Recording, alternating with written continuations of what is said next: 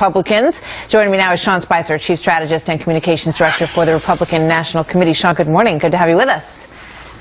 Thank you. Good morning, Martha. So, I guess one of the big questions for the RNC at this point is who will lead the RNC now that Reince Priebus is going to the White House? Well, that's a question that's to be determined. The RNC will meet in January as regularly scheduled, and was always going to be an election for chairman. There'll be plenty of time for that decision to get made and for candidates to be known or to express themselves to the president. But obviously today is a day that we here at the RNC are very proud of our boss and the selection that the president-elect has made. Reince is someone who's been tremendously successful. He implemented a vision of 4 or 5 years ago to really reform the party and make it ground game, make our data and our ground game the gold standard of politics. He raised the money for it. He saw that vision through to an implementation and obviously vastly successful up and down the ticket last Tuesday. Yeah, I mean, it's a very good point that you make. You remember after Mitt Romney's loss, Reince Priebus stepped forward and said, here's the things we need to address. You know, we have to bring more people into the tent. And then he had this very sort of unconventional election that landed in his lap. And to his credit, I would say, he said, I'm going to stick by whoever is the nominee of the party. And unlike what we saw on the Democratic side, where there's all kinds of evidence that has come forward to suggest that, you know, they were Hillary or bust and don't have too many debates and all of that, and what we saw in the WikiLeaks emails, he really did try to sort of sit back and let this process take shape, no?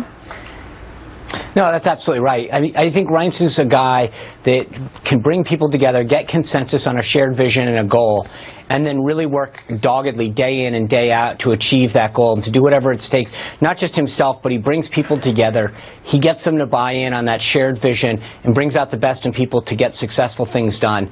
I think you're going to see more of that in a Trump White House now that he's part of it. All right, what about Steve Bannon? What's your take on him? Well, I would agree with the comments that Reince made earlier. Look, Steve is a guy who knows how to win.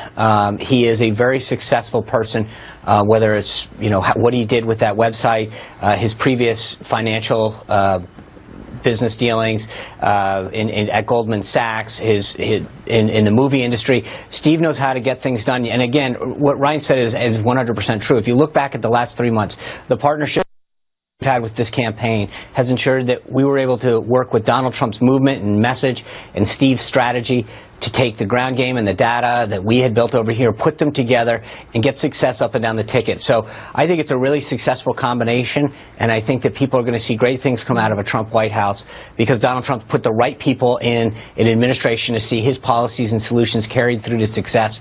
That's going to make a lot of America very, very proud. I mean, you're a communications person, and Steve Bannon may prefer to stay behind the scenes of this White House, as he did really pretty much throughout the campaign. He wasn't out front doing interviews, that kind of thing. But he is also a person who these protesters will put their direct ire at. He represents in their minds white supremacy, you know, sort of all of the worst fringe elements of what we saw in these protests during the campaign. Does he need to dispel any of those notions, and can he? Well, I think, look, you haven't seen anything the last 3 months, right? He is, and I think what I would ask everybody is, the American people voted.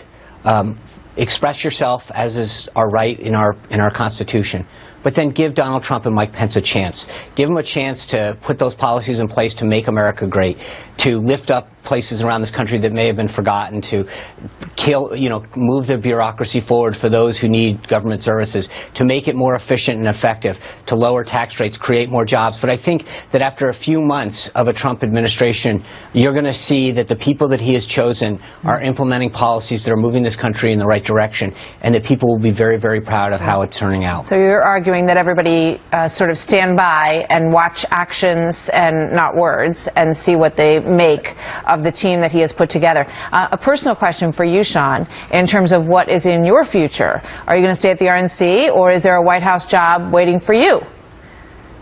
Well, look, it was a lifelong dream to have this position here at the RNC, and I thank Reince Priebus every day for giving me this honor.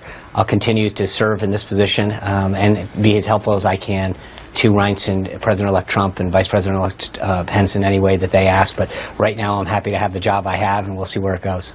So no new announcements from you today? No press secretary job or communications at the White House job that we should be letting our viewers know about? No, I'm really proud of the job that we did, and I'm going to continue to talk to people about what Reince did here at the RNC to help the ticket, and use every day I can here to make sure that we endure this capability that he has really worked hard to do here. All right, we'll stand by then. Sean, thank you very much. Good to see you as always. Thanks, Martha.